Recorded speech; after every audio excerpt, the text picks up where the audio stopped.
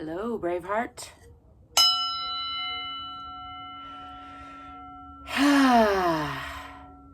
You know what time it is? It's time for a little stretching and strengthening, a little healing time. This is my Tibetan singing bowl, or one of them, which I haven't played with in a while. And it was calling out to me, so to speak.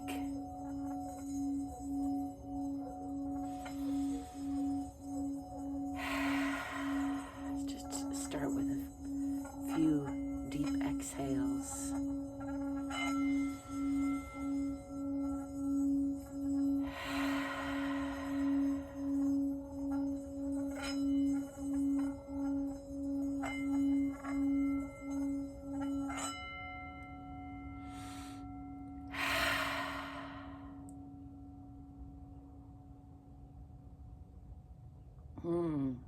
It's always a good time to drop into the present moment, isn't it? I'm ZGALA the Art Angel, by the way, and this is Stretching and Strengthening with Auntie Angel. That's me. I'm here in the Head Hutt, a one-of-a-kind Earthship-inspired mega-sculpture, which I built with these two hands. And then I wrote a book about it. You can find that in the description, a link to it in the description. You can find it on Amazon. I didn't mean to give the thumbs down. It's supposed to go like this, huh? Thumbs up. It's all a work in progress. If you haven't figured out already, I'm silly. I'm just winging it, freestyle-like. And yeah, I'm here to let go of some stress. I invite you to join me to whatever degree feels good in your body. Mostly I want to encourage you to touch in with yourself, bring your awareness into your own body and see if there's anything that you need, anything your body's trying to say to you. And also, exhale, let some stress go. You don't have to hang on to all the stresses of yesterday, because there's more stresses on the way today. It's the tail end of spring, even though it feels like summer, and I'm still in letting go mode. Still got that squeaky board down there. I'd still like to start off with a little free arm swinging, just getting the spine warmed up. Let's do some back and forth swinging this way. Left over right, right over left. It's good for your brain. Just a little variation, variety. Ooh, we got a little breeze out there. I like breezes. Some people call me the breeze. That's an inside joke. Starting, it's what I call an unfunny joke. Starting off by rooting into the center of the earth. I'm gonna step back with this left foot first into a moderate lunge, as I often do. Well, there's that squeaky board. And pull the pelvis onto the perpendicular line. That's a lot of P's. The feet are on parallel lines. Tipping the tailbone under a little, looking for that nice long line through the center of the body, through the core, pushing into that back heel, making sure I can still see my front toes past that knee. You don't want to crunch it too far, although some people like to do that. And really, again, listen to your own body. Just the way I like to line it up. Bring the hands down in front. Let's do some sharp focus on the fingertips, and then contrast that with soft eyes out at the horizon, noticing the peripheral view, really not focusing quite. And then sharp focus on the fingertips, checking in that the shoulders are rounded down and back a little bit and relaxed. And then soft eyes, gazing out at the horizon or the imaginary horizon, noticing the peripheral view at the corners of the eyes. And then sharp focus again on the fingertips. Let's twist to the off side today. Ooh, I see a giant wolf spider over there. I'm gonna continue to close those hips, coming onto that back toe. forgot to watch this finger, this hand, these fingers, as I swing those to the back. It's good for balance practice, closing the hips, coming to an offside twist. So I'm up on the back toes, and I'm continuing to close the hips, and I'm checking in with the alignment of the arms on both sides. And then I'm gonna squeak, squeak, squeak that back foot back, and bring the left hand down on the inside of the right foot, and lift the right hand again for an offside twist, deeper lunge, and then bring this hand around to reach for this opposite hip and gaze out at that back heel, pushing again into that heel for a nice twist, a wringing out of all those organs, checking in with the spine. Trying to still breathe and smile. Then I'm going to bring this arm back around to the outside of that front foot and straighten that front leg, pushing into that back heel, aiming my chin for my toes, draping the upper body over the lower body, still pulling those hips onto that perpendicular line a little bit. Just noticing how the body's doing today. It's a little bit stiff, as it often is.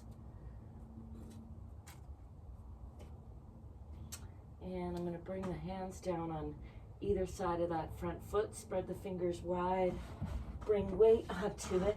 And if I can, get that foot back behind me with the other foot, pressing into downward facing dog or Adho Mukha Asana, pressing down in the heels, pressing back with the hips, pressing down with the heart, the chest, tipping the tailbone a little bit toward the back of the head, relaxing the belly. I'm going to swing the body forward into a cobra pose, dropping the hips, dropping the knees, letting go of those toes, and lifting the chest and eyes. Stretching the chin toward the ceiling or the sky. Relaxing the belly, just letting that front of the body stretch for a couple breaths, making sure not to collapse in those shoulders. It's getting breezy out there. And then I'm going to push back into Utthana Shishasana, lower body at about a 90-degree angle, and slide these hands out. It's extended puppy pose, which goes nicely with downward facing dog because they're all in the canine family. Relaxing the forehead on the floor, relaxing the belly, and continue to move those hands out further and further as I stretch the arms and chest, shoulders.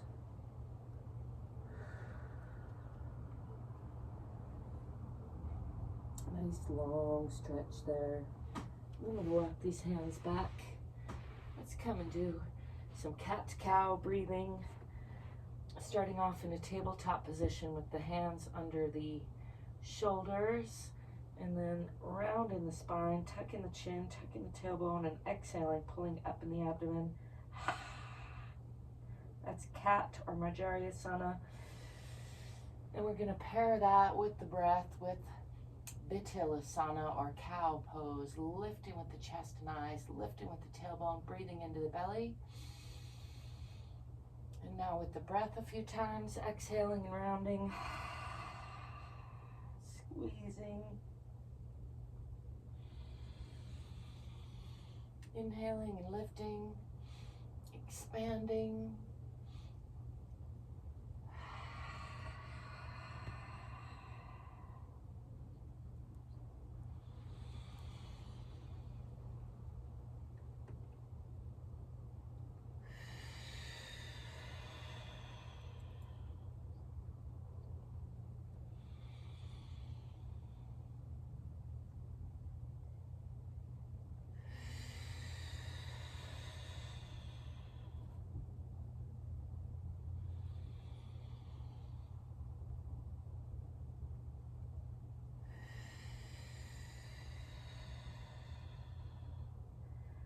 back to neutral, flat back, tabletop position. Walk these hands out, tuck the toes under, and come back into downward facing dog, or Adho Mukha Asana. Pressing back with the hips, pressing down in the heels.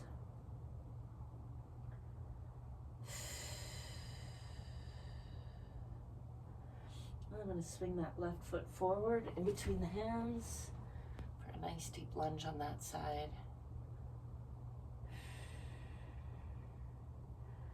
And then I'm going to step forward with that back foot, coming into a forward fold, and just hang here.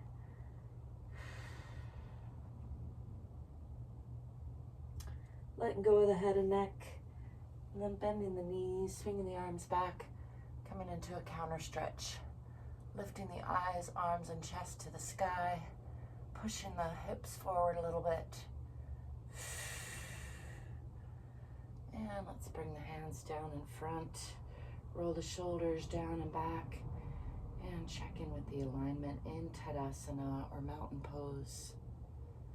Making sure the knees aren't locked, the bottoms of the feet are relaxed, the hips are relaxed and over the ankles, the shoulders are relaxed and over the hips.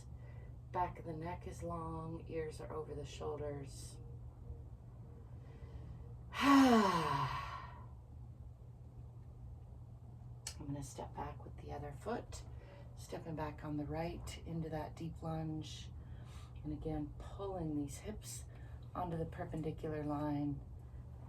Feet are relatively parallel. Let's bring these hands out in front just a little bit more. Still rolling those shoulders down and back. And practice that sharp focus on the fingertips, contrasted with soft eyes, gazing out at the horizon, noticing the peripheral view. And then sharp focus on the fingertips, pushing into that back heel, pulling the hips onto the perpendicular line still. And soft eyes.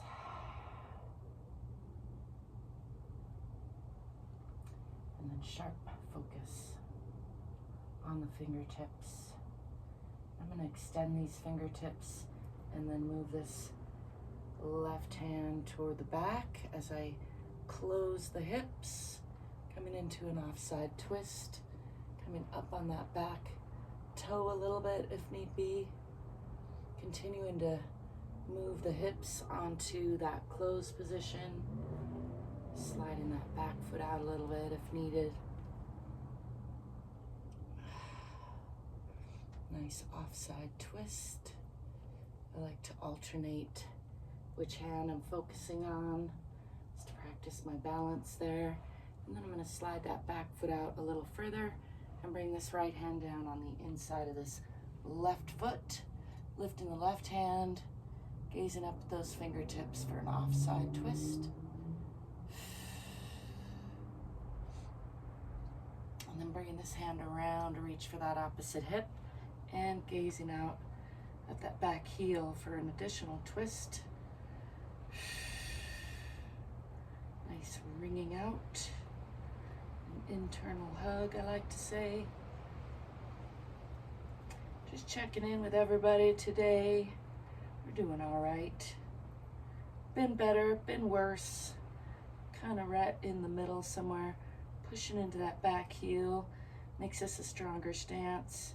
And then unwinding all of that, I'm going to bring this hand on the outside of this front foot and straighten that front leg and push into that back heel. Draping the upper body over the lower body, aiming chin for toes, still pulling those hips onto the perpendicular line.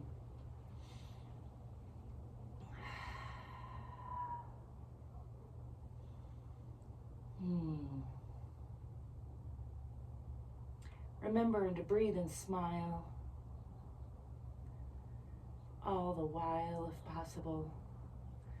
I'm going to bring weight onto these hands, spreading the fingers wide and bring that foot back to meet the back foot. Pressing into downward facing dog. Pressing down in the heels. Pressing back with the hips. Pressing down with the chest and heart. Nice long line from the fingertips through the spine, out the tailbone. Tipping the tailbone a little bit toward the back of the head. This is Adho Mukha Asana, or downward facing dog. Trying to relax the belly, helps really increase the stretch on the backs of the legs there for me.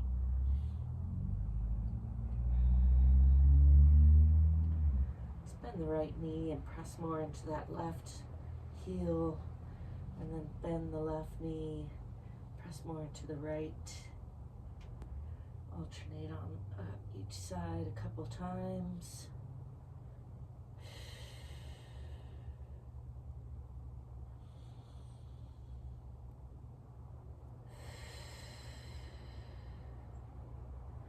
Pressing back with both heels. Pressing the hips toward the wall behind.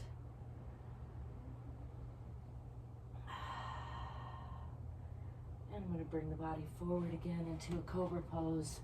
Dropping the hips, dropping the knees, letting go of the toes, and lifting the eyes, lifting the chest, lifting the chin. A little tongue stretch there. For good measure.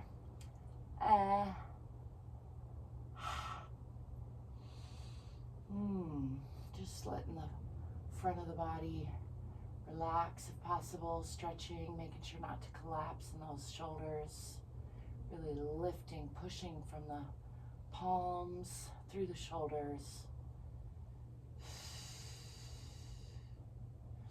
And then I'm going to push back into Utthana Shishosana, or extended puppy pose, bringing the forehead toward the floor, stretching the arms out in front. Continuing to stretch the arms as I relax the belly.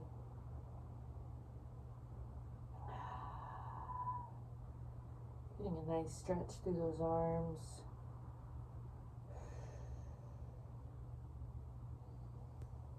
And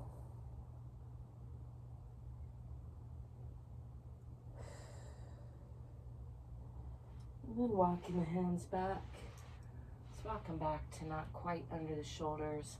Tuck the toes and lift back into downward facing dog, or Adho Mukha Asana. Pressing down in the heels, pressing back with the hips.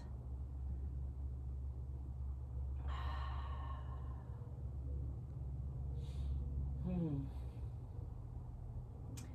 going to swing this right foot forward in between the hands, adjusting as need be. Wouldn't quite swing up there today, that's all right. It's good to notice how the body is the same on the two sides, how it's different day to day. Push into that back heel a little bit, increasing that stretch. Just enjoying that deep lunge on this side.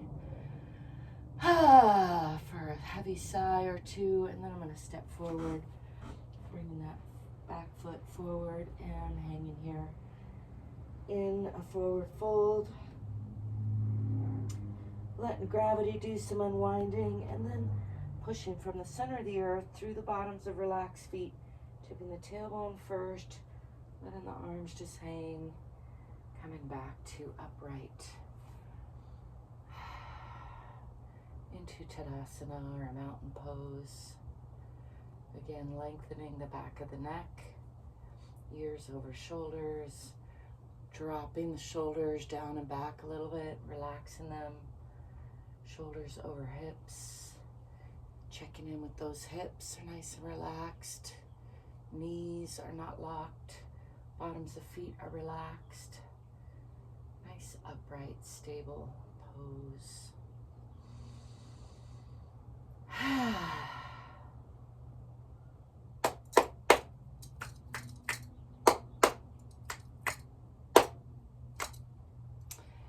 Like to finish that off with a little clap snap and some free arm swinging, just to get everybody moving again in a more casual way. As usual, I thank you for joining me today. I thank you for being you today. I thank you for letting me be me. I thank you if you like and subscribe, because it helps me out a lot. I thank you if you do check out the description Check out my book on Amazon. That also helps me out. Mostly, I hope you will stay courageous and curious and get more fit so you can be more free. Remember, you are enough exactly as you are, and also you can do more than you think. Till next time, I'll be seeing you. Ciao for now.